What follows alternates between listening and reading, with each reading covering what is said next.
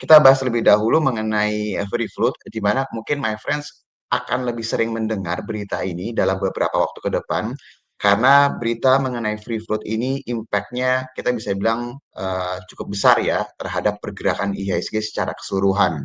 Jadi kalau misalnya my friends perhatiin dari akhir Oktober ketika kita mendengar berita mengenai potensi penerapan regulasi free float dari MSCI, itu kita beberapa kali membahas mengenai apa impact-nya terhadap pergerakan IHSG dan juga saham-saham yang ada di Indonesia.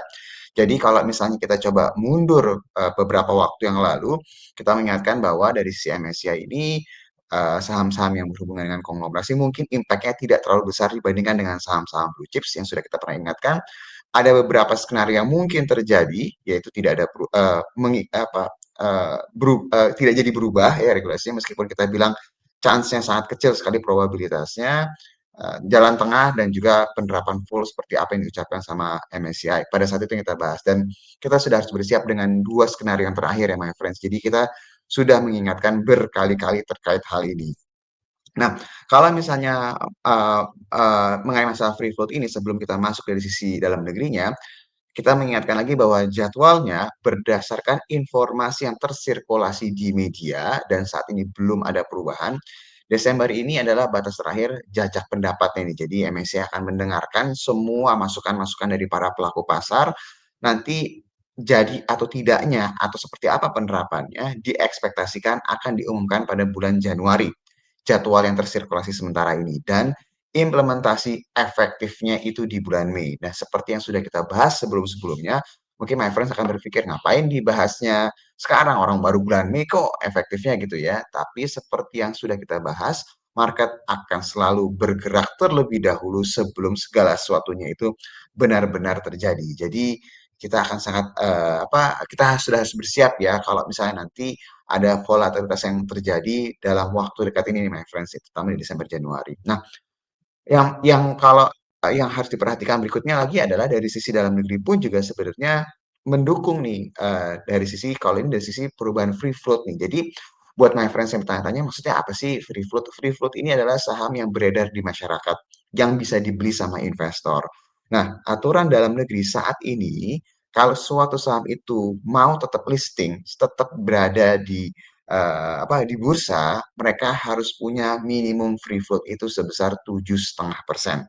Jadi buat saham-saham yang memang persentasenya 10%, 15%, 20%, ya dia pasti akan aman. Tapi kalau dia sudah di bawah 7,5%, dia akan diminta untuk mengikuti aturan yang berlaku. Karena kalau tidak bisa memenuhi, cepat atau lambat pasti akan diminta untuk delisting nih my friends. Nah, dari berita-berita yang ada, kalau my friends perhatikan, ini memang arahnya atau tendensinya memang free float ini minimumnya akan dinaikkan. Dari yang awalnya 7,5%, ini sudah mulai ada wacana yang memang sepertinya mengarah ke sana secara bertahap ya, karena kita ingat banget waktu itu sempat ada pembicaraan 7,5 jadi 25, tapi bertahapnya dalam beberapa tahun ya. Jadi target awal ini sepertinya angkanya berada di angka 10 sampai dengan 15% nih my friends. Jadi untuk saham-saham yang memang secara free float-nya atau saham yang beredar di masyarakat itu hanya 7,5%, cepat atau lambat mereka akan diminta untuk memenuhi ketentuan yang berlaku. Nanti apabila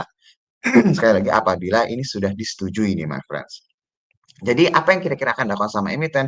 Kalau saya cuma punya 7,5%, dia akan refloat, dia akan menambah sahamnya di masyarakat. Dia bisa melakukan right issue, dia juga bisa menjual kepemilikannya ke publik gitu ya. Jadi akan ada potensi banyak corporate action sebenarnya kalau lihat dari keadaan ini. Tapi balik lagi, penerapannya ini akan seperti apa, bertahapnya akan seperti apa, apakah akan berlaku untuk semua dengan market cap tertentu gitu ya, ini akan kita coba akan perhatikan nih kira-kira akan seperti apa implementasinya. Tapi yang jelas nih my friends, emiten-emiten yang memang kurang dari 7,5%, mereka pasti akan diminta untuk bisa mengikuti ketentuan yang berlaku. Dan sejauh ini sepertinya eee, free float yang akan mau dikejar itu kisaran antara 10 sampai 15%. Kalau pertanyaannya my friends adalah, berarti ini sebenarnya bagus atau tidak sih secara jangka panjang dari sudut pandang market untuk jangka panjang ini seharusnya akan bagus ya. Karena sebenarnya ketika MSCI kemarin itu memberikan statement bahwa mereka mau merubah aturan free float, ini sebenarnya adalah early signal nih buat kita nih untuk berbenah sebenarnya ya. Jadi ini seharusnya impact-nya akan bagus dalam jangka panjang, tapi dalam jangka pendek atau ketika penerapan bertahap pasti akan ada volatilitas yang cukup tinggi dan mungkin sekali emiten-emiten yang tidak memenuhi akan diminta untuk memenuhi dan pasti akan ada corporate action atau segala hal yang berhubungan dengan penambahan free float di masyarakat. Jadi kalau nanti ke depannya mendengar berita seperti ini, my friend sudah tahu ya kira-kira impact-nya seperti apa dan secara long term harusnya akan bagus buat pasar di Indonesia.